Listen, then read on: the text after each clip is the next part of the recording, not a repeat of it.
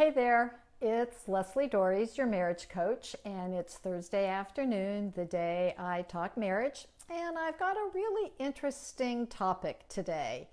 There's a new documentary out about monogamy and how bad it is and why we shouldn't engage in it. There's also some new surveys and information out about open relationships. Now, and how good they are and how beneficial they are to a long-term relationship. And I'm going to tell you that I've actually worked with some couples who've been involved in open relationships. And to be perfectly honest, they're really hard. If you think being involved with one person is tough, try being involved with two. Now, I'm not coming at this from a moral perspective because I think that whatever people want to do, as long as they're upfront about it, is fine. What I'm saying is, from a practical perspective, it actually rarely works.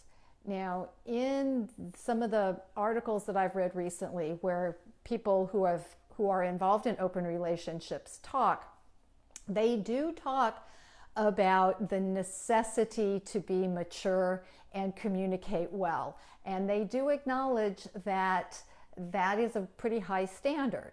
And I'm going to tell you, as somebody who's worked with couples around relationships for over 15 years, good communication is usually a real problem. That's one of the two things that people come into my office with. One is we don't communicate, or we don't communicate well, and the other one is they've grown apart and they're going to be more like roommates. So if the second one is what's happening in your relationship, and it happens in a lot of relationships, or you're unfortunately in a relationship which basically has become sexless, I understand the appeal of opening up your relationship. It sounds really, really good in theory, but it's like a lot of things, the devil is in the details. How do you make it work? And let me be clear, having an affair is not opening up your relationship. Having an open relationship means that you and your partner have agreed to this new aspect of your relationship. And there are a lot of details to work out. There's varying ways of being in an open relationship, where you date you each date other people, you each have physical intimacy with other people, there's wife swapping, there's varying ways of having an open relationship. But the key to it is that it's open. And one of the challenges in opening up your relationship is, are you both truly agreeing?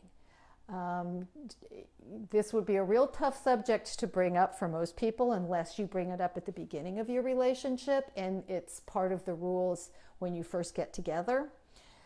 But what a lot of people in what's called the polyamory world say is that if you're polyamorous, meaning you want to be physically intimate or romantically involved with more than one person, you need to make sure that the other people involved in that relationship are also by nature polyamorous. And for whatever the faults are with monogamy, and usually it's more the way it's done than the fact of being monogamous itself, is most of us are serial monogamists. Most people are only really comfortable in being in a relationship with one other person at a time. Being in a relationship with more than one person is very complicated. There's a lot of moving parts, and a lot of things can spin out of control. And some people who decide to open up their relationship purely on a sexual basis don't understand that there's almost always an emotional component to that. Now, if you're just having a one-night stand and you're never going to see this person again, there's a good possibility that you aren't going to become attached to them. But one of the things that happens with an orgasm is a release of a hormone called oxytocin. And oxytocin is the bonding hormone. So the more you have sex with somebody, the more you are bonding with them. And this is a complication that most people who talk about open relationships don't anticipate.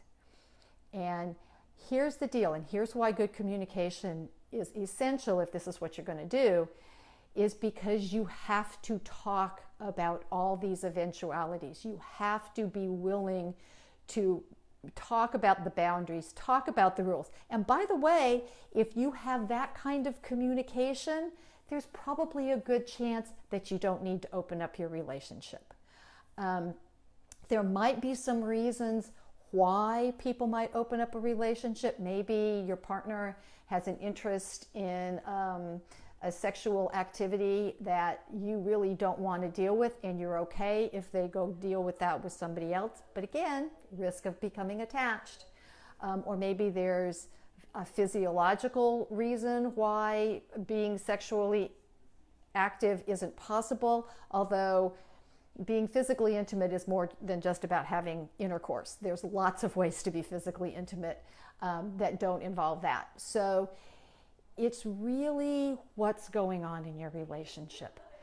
And, you know, if you're not happy with your intimate life, and many couples aren't, the first place is to actually figure out what's going on, which, by the way, means talking about it.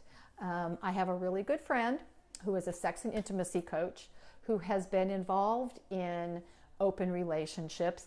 And I was talking to her about a month ago, and I said, okay, here's my experience with it. And so maybe just the couples who come into my office are the ones who struggle with it. And she says, nope, it's pretty much a very difficult thing to do.